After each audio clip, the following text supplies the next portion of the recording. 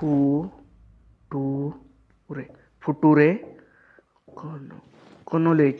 Future knowledge आहे ते मूर्खा. पुढचं पान. You started dying slowly. आई वाच. If you do not travel. Not travel. Towel घेऊन आंघोळीला निघालाय. You do not read. Not read. Read असतं ते. साधं सोपं वाचता येत नाही तुला. Straight your hand and keep front. म्हणजे काय?